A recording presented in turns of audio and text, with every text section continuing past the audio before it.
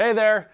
So last Saturday, I installed the custom camber boxes in the rear suspension of my Porsche 911, and it was a lot of work for 2 extra holes to be able to relocate some of the trailing arm components. So other than camber being in the name, I didn't really explain all the implications of what modifying or messing with the suspension actually does. So I'm going to do that today. So who's ready for some bench racing theory? Garage time. All right, the modifications I did to this car change 3 major things. It changes the camber, that's why it's called camber box, and it changes the roll center, and it also changes the anti-squat characteristics of the car. So I'm going to be explaining each of those 3. Number 1 is the camber. So the camber is how much the tire leans in from the vertical when looking down here. And negative camber is leaning in, positive camber is leaning out. So sports cars always want the tires leaning in. Factory way to adjust the camber is at the junction between the banana arm and the spring plates. So you have the spring plate and the banana arm attaches kind of in a triangle, like with my shoulders. And when you change the angle of one relative to the other, it actually changes the angle that the axle points out from the car. So if I rotate one relative to the other, it sort of turns it this way, changes it that way. That's how the factory adjustment works, and that is all great. There's a small range of adjustment because the holes are slotted. There's an eccentric bolt in there that helps you kind of move things around. But when you lower the car, you sort of run out of range of adjustment, and then you're stuck with a negative camber of like 2 degrees, 3 degrees, and that's just not ideal for grip. So one thing you can do is you can just slot the holes bigger and get the adjustment you need, and that works. There's aftermarket spring plates that do that. There's people that weld and flip and do all kinds of things to the spring plate, and that's fine. Another way to do it is to relocate the angle of the banana arm. So if my shoulder's like this, just raise one up, and that is what I did. That gives a bigger range of adjustment. So the rough adjustment is on the inside because I use 3 distinct holes, and then the fine adjustment is on the spring plate. So now I can get, on a lowered car, I can get the camber to whatever angle I want, half a degree, 1 degree, 1.5 degrees, whatever's suitable for my driving style. All right, the other thing it does is it changes the roll center. And the roll center is kind of a confusing topic, which is why I'm making a separate video about it, because I didn't want the last week's video to be even longer than it was. So the roll center is a fictitious point in the rear suspension where the suspension acts on the chassis. So it's a geometrically controlled place, and I'm going to show you what that is. It's not that different than a center of gravity. So if I have a block, here's my trusty sanding block. If I have a block, it's pretty easy to understand kind of what the center of gravity is. It's kind of where you can support the block. The center of gravity is kind of in the middle, and then it has a center of gravity in this axis too. So that's kind of easy to visualize. What's more difficult to visualize is when you put wheels on the block, how does the suspension attach to the block? So let me show you on a little diagram. Okay, here's a diagram of my sanding block, and it's the rear view. So this is the block, and this is just a fundamental kind of understanding of this. Center of gravity is in the middle of the block, and then it's got the 2 rear wheels here, and then this red is sort of how you attach the wheels to the block. You can attach them in various ways. This is kind of a double wishbone setup, but we'll talk about the Porsche in a minute. This is attached relatively low to the car. These red lines are attached relatively low. And then on this version, it's kind of the same block, same ride height, but the suspension is attached much higher up on the car. This is exaggerated, but these 2 cars are going to behave differently around a corner based on how the block is supported by the suspension. So this car, if it's turning to the right, it's going to have a 1G load, call it 1G load to the left. So this car is going to roll this way. It's going to roll like this. Versus this car also is turning right, and it has a similar 1G load on it, but because of the way the suspension is, it's not going to roll as much. So these dots here represent the roll centers, and this is a way to compare different suspensions and to calculate how much roll a different car will experience. So fundamentally, that's, real quick explanation as to what the roll centers are. Now that has nothing to do with my Porsche 911. That is a double wishbone suspension, nothing like the trailing arms on this car. So I did that for explanation, but now I'm gonna go through and actually measure the suspension arms and also try to calculate where the roll centers are, both in the stock form and in my modified form, and then also look at the turbo Porsche for the 930 from the 70s. Also did some fussing around with the suspension here. So you might say, what are you doing messing around with a great handling Porsche anyways? Lowering the car is not just for appearance. Lowering the car, reducing the height of the center of gravity, does a lot for improving the cornering capability. So one, lower center of gravity means there's less load transfer to the outer tire. So actually both tires are carrying a little bit more load as it goes around the corner. And it also reduces the roll as well. Okay, I'm here on my computer now, and I have made a model in my three-dimensional software called SolidWorks. I've made a crude model of this torsion tube with the brackets and the three various holes. You can see here, this is the stock hole. These are the two that I added.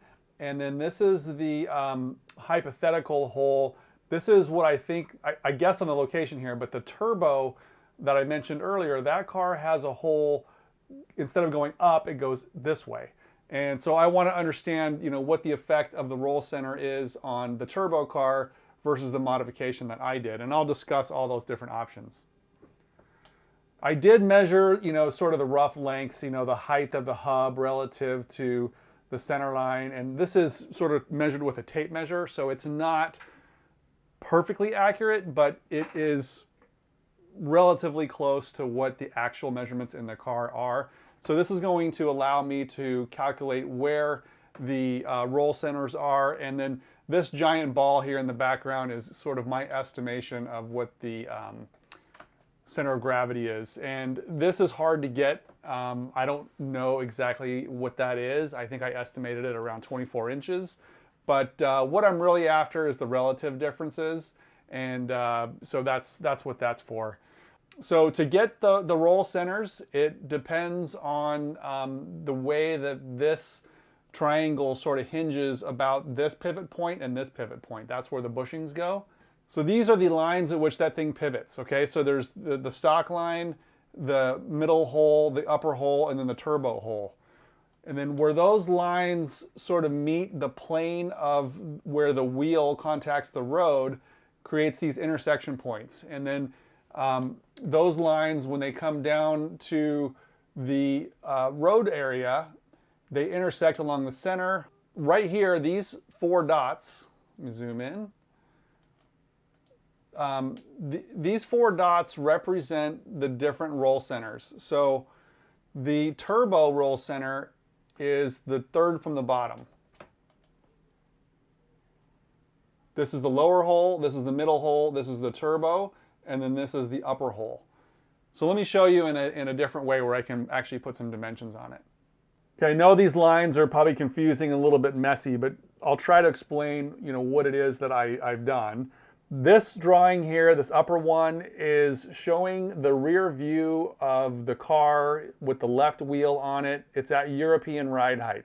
And these roll centers are variable based on where the trailing arm's attached. That's what all these lines are for. Now, if I turn some dimensions on, I can look at even more lines. These lines are the height of the roll center relative to the ground. So the ground is at 0. The factory location for the roll center is 3.3 inches. The first hole, the medium hole, going up on the trailing arm tube is 5.2. The turbo, which moves that shorter trailing arm, moves it back, is 5.45. And then if I use the highest hole on my new bracket, that would be about a 7-inch height of roll center. That's a higher roll center. So that's important to know. Now on this view right here, this one has the car lowered 1 inch, lower than European ride heights. So when you lower the car, you lower the roll center. So the height of the roll center, if you lower the car 1 inch, is 3.0, where it was 3.3 up here. So you lower the car 1 inch, you lower the roll center about 1/3 of an inch. Now, you can combat that by, as you lower the car, you lower the roll center, well, you can move the trailing arm up higher, and that goes back more to a factory setting. So what was 3.32, if I move it to the upper hole, it's 4.9. So you're actually overshooting a little bit. If you compare it to what the turbo had, the turbo's roll center was almost 5 inches in lowered form. If I choose the middle hole, I get 4.9. So that's really close to what the turbo roll centers were. And that's one of the goals, is not to sort of go outside the realm of what the Porsche engineers had planned for the turbo, which is, you know, a more responsive car. Now, the other thing that's important to know, I'm going to turn these dimensions off. What's also important to know, as I showed earlier in the fundamental diagram with my sanding block, this is the center of gravity. These are the roll centers. The further these two are apart, the more the car is going to roll. So if I turn the dimensions on for what's called the roll couple, you can see that in stock form, it's about a 23.4 inch roll couple. That's the distance between there. When you lower the car, it goes down to 22.3. So you reduce the roll couple by about 1 inch. That means when you lower the car, even with the suspension geometry accounted for, it will roll less. One, because the center of gravity is lower, and two, because the roll center doesn't go down as far as the ride height does. So that's why the net result is your car doesn't roll as much. That may not be true for the front. It's a totally different suspension geometry, and I haven't analyzed that yet, but I will certainly get to it. One thing to do to combat the lower roll center is to, you know, raise it up. That reduces the roll couple, something similar to what the turbo had. So if I choose the middle hole, it's right on top of the turbo hole, which geometrically are very different. One moves the location back with a shorter trailing arm. The other one moves it up with the stock, conventional trailing arm. But you can get a roll center that's almost identical to the turbo. And that's why I selected the hole positions that I did. And that's what I'm after. Now there is another difference between these locations. And let me switch to a different view. Okay, so when you look at this stock location from the rear, you can see this tire. Let me move this way a little bit. This tire, actually, the camber is changing over its suspension travel. It starts with about 0 and then it goes to something that's a negative camber.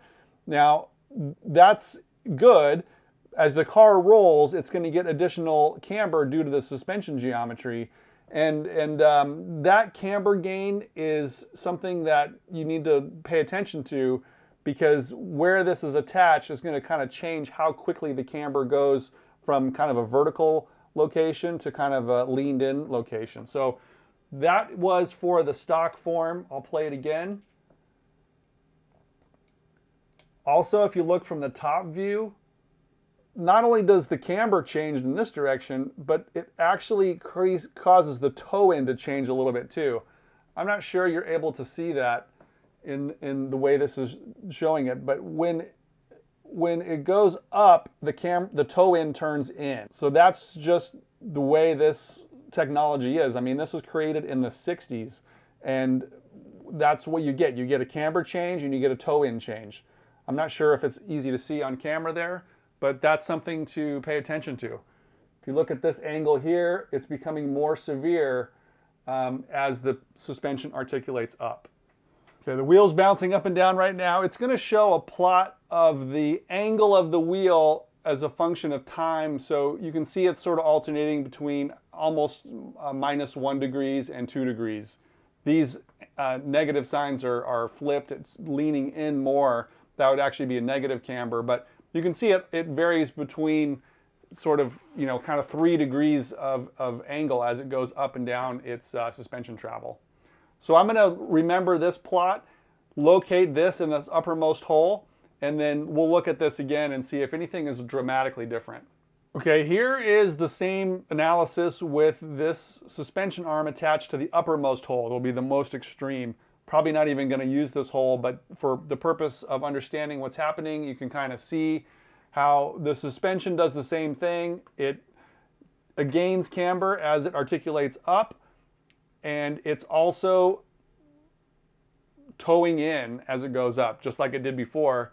The initial camber is a little bit different. I don't know why this scale is so different, but the difference between kind of top and bottom is still 3 degrees. So it's pretty similar to the stock form, and that's just because the length of the arms are basically the same. It's just attached at a higher point. At no point does the wheel go through any sort of positive camber, at least at this ride height, which is pretty low. I don't think it's ever going to go to positive camber. So that's important to know. Okay, I didn't do a model with the trailing arm attached to the turbo location. I'd have to change some geometry, and I actually don't even know the distances for the turbo. I'm basically just guessing based on pictures, but I do know that the effect of reducing this arm is going to cause the camber to ramp more quickly. It's going to increase in negative camber as the ride height goes down. The camber is going to escalate more quickly. Okay guys, the third thing that changes with this modification is what's called anti-squat, and I think this one is the least significant, and I'll try to explain why. So this is a side view of the car. There's the rear tire, this is the torsion tube, this is the estimated center of gravity. And when you accelerate, power is coming from the rear wheels and pushing the chassis forward, so it pushes along these 2 lines. One is the line at which the spring plate attaches to the torsion bar, and the other is the line at which it attaches to the inner mounts, which is, in my case, this is the 3rd hole, as I put it at the highest hole. And the way that these forces act relative to the center of gravity causes the chassis to rotate down. So this distance between these 2 lines creates a torque on the chassis, so when you accelerate, it squats down. Most of the load is given to this line right here, and I did not change the location. Some people do change the location right here, but if I rotate this model down, most of the load is driven into the torsion bar right here because it's so close to the wheel. Not much load is driven by this one. So if I look at this angle again, there's a lot more load on this line than there is this line. So I don't think that the anti-squat characteristics really change that much. You could argue that the anti-squat is reduced because this distance here is reduced, but in reality, I don't know that it makes any difference. In fact, it could be worse because if the wheel is further outward of this one and forces are coming here, this one actually might be pulling this way. But anyways, it's insignificant. I don't think the squat characteristics are going to change one way or the other. If you really want to change the anti-squat characteristics, then you should move this point up. That would reduce anti-squat, but because I didn't play with this one, at least yet, I'm not going to say that anti-squat is very different. So if you're still watching this video, I'm actually really impressed. That's a lot of mumbo jumbo for how to position some extra holes. And I just want you guys to know that I did go through some analysis to figure out what the hole spacing should be and is it within the boundaries that the Porsche engineers used when they made the turbo. That's what it comes down to. The Porsche turbo moved those locations further to the rear, and I moved my locations further up. That avoided, for me, having to buy the turbo trailing arms. They're extremely expensive. And whether they're better or not, I really don't know. It really comes down to, do you need more camber gain or do you not? That's the advantage of the turbo arms. There's more camber gain. There's not a lot of camber gain in the front wheels, so I don't know that you need more camber gain in the rear. I have a feeling that the Porsche engineers were somewhat constrained as to what they could do. They couldn't move the whole torsion bar up because that requires retooling the whole chassis. They probably weren't allowed to encroach into the rear seats like I did. It's a 4-person car, and that changes a bunch of regulations. If you do what I did, you get rid of the back seats, and I think that ruins a lot of mass market appeal. So the response that you will achieve, that the turbo achieved also, is that the car will feel more responsive. It's going to roll less in the back, so any input you're given, it's going to respond quicker. It also means that it's going to be more unforgiving. So with less roll means you have less sort of warning when the back end is going to break free. Now, the Porsche 930 Turbo was known as the Widowmaker, and people think it's because of the turbo and it's because of the extra power. I mean, that's true, but it could also be because of the roll center, making it more aggressive. I'm putting my car at, I could go back to stock, I could go anywhere in between. That's something the turbo can't change. It's just got a fixed location. So I like the adjustability. That's why I did it. It's within the sort of engineering boundaries that Porsche did. It's not reinventing the wheel, even though it might look like it. So that's the gist of what I did and the analysis that I did. Thank you for watching, guys.